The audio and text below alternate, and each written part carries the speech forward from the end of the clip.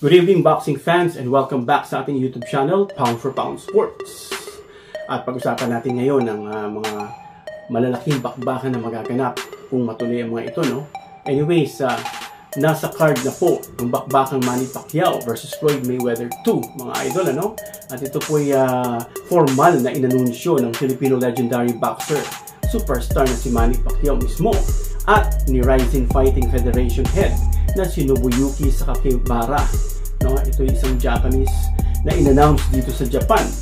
No, itong nakaraang New Year's Eve, kita natin sa video na si Pacquiao ay nagsasalita at in-announce niya mismo yan sa loob ng ring. Ang magiging bakbakan nito sa undefeated 5-division world champion na self-proclaimed TBE, of course, si Floyd Mayweather Jr.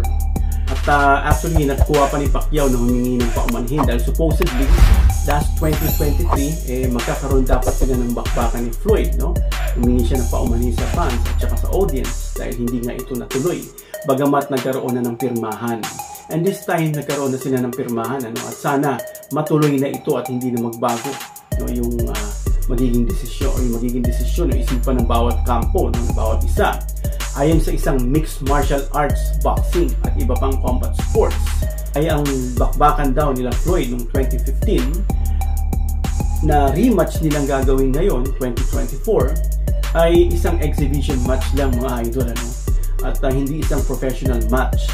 At kung saan pareho namang pumirma yung dalawa at nagkasundo, naka-stipulate dun sa contract na ito isang exhibition match lang. At alam natin kay Pacquiao nung in-interview siya na gusto niya, kasi sabi ni I think yung isang interviewer from Fight Hub, no? Nasabi bakit hindi raw totohanin. Sabi ni Floyd, sabi ni Pacquiao, I don't know. Gusto niya kasi totoong laban, mukhang ayaw ni Floyd, ano? Anyway, ayon sa mga eksperto, no, mula dito sa isang boxing forum, Boxing News 24 forum, sinabing forum, ito pa binibigyan ng pagkakataon yung mga fans, yung mga kritiko, maging yung mga eksperto na magbigay ng kanilang puro-puro at palapalagay, ano, tungkol sa mga nakikita nila. So yung mga eksperto dito ng ilang mga boxers ay hati ang paniniwala, no? Maging yung mga MMA fighters at iba pang mga combat sports. Nandiyan yung mga coaches, trainers, mga aficionados, and so on and so forth, no?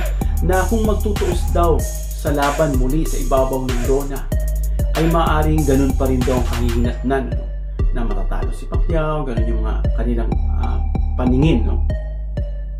At sabi naman ng iba, sa pagkakataong ito ay tatalunin naman daw ni Pacquiao si Floyd, no? Sabi nga ni Roy Jones, when Floyd beat Pacquiao, he doesn't have that full credit. Wala siyang credit na nakuha doon. Why? Because that was not the same Pacquiao that he beat. Kasi that time, Marquez na out Pacquiao. So nawala yung parang kumpiyansa. Hindi na raw yun yung dating Pacquiao.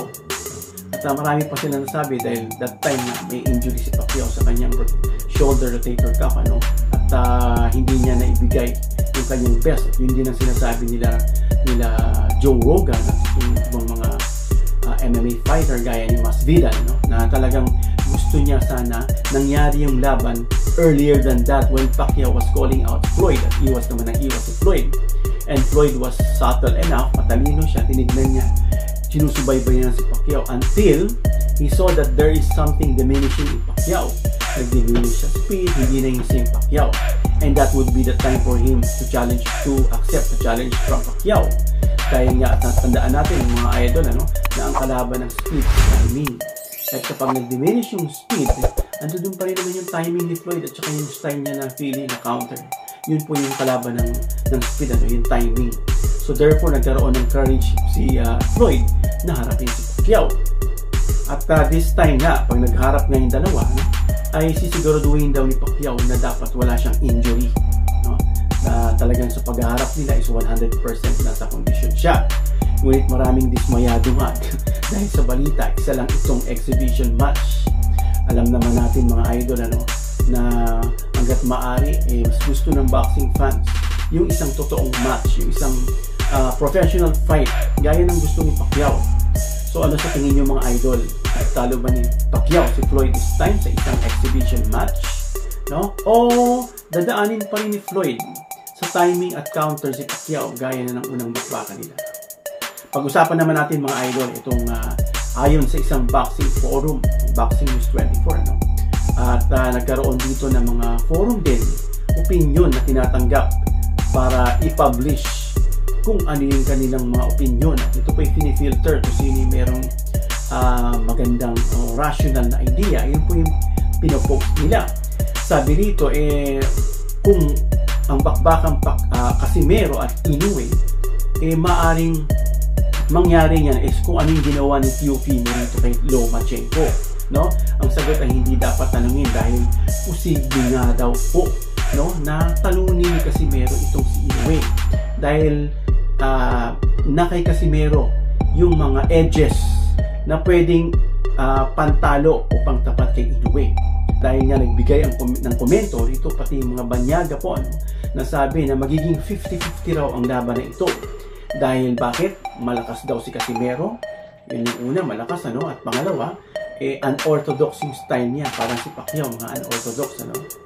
At mahirap patamaan itong si Casimero dahil ang style ni Casimero, lalapit siya, titignan niya yung kalaban, and then susugod siya, babanat siya. At meron siyang style, kung nakikita niyang masyadong rangy yung kalaban, no? At nakikita niya kung kailan siya papasok, dun siya papasok, no? Kaya mahirap patamaan si Casimero na maaring parang naging laban lang umano ni Lopez at Loma, no? Ang kahinatnan. At si Casimero na maaring nang tumalo o maging kryptonite ni Inoue, no? Dahil unang-una, alam na natin panay ang call out ni Casimero kay Inoue. Meron siyang confidence, no? Of course, meron siyang, alam niya na meron siyang edge, so siguro na yun ang tingin ni Casimero para tanungin itong si Inoue. At pangalawa, he has dangerous power. Nakita naman natin yung nangyari kay Tete, no? Na tinimingan niya, tinamaan, sunod-sunod at yung iba pang mga na-knockout. At ang pagiging tricky ni Casimero, no? Tricky siya. So when we say tricky, it is very hard to distinguish kung anong atake ang gagawin niya. Depende sa kalaban. At dagdag pa ng ilang mga komento na magaling daw si Inoue sa mga naging performance niya. Dahil bakit? Dahil yung mga nakaharap daw ni Inoue is yung mabababang level. Ibang level, hindi kasing level niya. Kaya nagmukhang mahusay at naging invincible si Inoue nung nakaharap niya yung mga hindi niya ka-level, ano? Anyway, may usapan pa dyan na maaaring binenta rin ni Palace yung laban, pero hindi po tayo sure dyan, ano? Nakita naman natin na napaka-messy ng mukha ni Palace. At isang out of prime na Donaire pa ang nakalaban ni Inoue na siyang pinakamahirap niyang laban. In fact, nagkaroon siya ng orbital crack dito. Ito yung orbital. So yung part na to is manipis yan. At buti doon siya tinamaan sa hindi maselan. Kasi pag tinamaan ka ron, na maaari mo ikabulag o maaari ika-damage gaya na nangyari kay Margarito, na kay Kelbrook, ano, na talagang yun yung mga nagiging kahinaan na nila pag tinatamaan. Anyway, maswerte si Inoue dahil yung sa doktor, hindi yun ganun ka serious, ano. So, sa isang out of prime na si Donaire is, hindi niya nga ito ganun nabasa at nahirapan talaga siya rito. How much more? Sabi nga ni Donaire na iba si Tata, ano, malakas ito at kung makaharap niya si Inoue, talagang pwede may pagkalagyan si Inoue. Dahil bakit? Ang style kasi ni Casimero, mga idol, is ang gagawin niya is tatanggalin daw umano ni Casimero yung equilibrium ng kalaban, ano. Pag sinabi equilibrium, ito yung nasa state ka ng balance, nasa state ka ng soberness ng iyong diskarte, no? Kaya nga nung tinamaan daw si Tapales dito sa temple, is nawala yung equilibrium niya, no? Ayon dito kay Silver Voice, no? Totoo naman po yun. Kaya from there, now lose ang equilibrium nung kalaban. Maaring style ni Inoue ito at ni Casimero dahil naintindihan nila yan. So yun pong estilo ni Casimero, no? He will take your equilibrium and then he will attack you. At maaari naman din na nagsasabi ng iba na tatalunin lang daw umano ni Inoue si Casimero. Tandaan natin si Inoue kasi is a very shrewd fighter, malakas siya at bawat bitaw niya madiin, no? Hindi kagaya ng mga ibang boxer na kita natin, tapon-tapon na pag sumuntok, halos hindi nasasaktan si Inoue. But Inoue, when he release punches, talagang may mga intention po, mga idol. Maaring maging underdog si Casimero sa magiging laban na ni Inoue, no? Pero hindi rin masasurprise o masashock yung mga boxing fans no, na maaring na pagpinakitaan ng masterclass ni Casimero itong si Inoue at eventually talunin sa araw ng kanilang magiging bakbakan. So ano masasabi niyo mga idol? May chance ba talaga si Casimero, no, na talunin itong si Inoue, at siya na lang ba ang natatanging pag-asa bukod kay Mark Magsayo na sinasabi din nila pero matagal pa yun? Comment down below mga idol, and see you on my next vlog. Yo mga kamao! Pound for pound! Sports nga pala!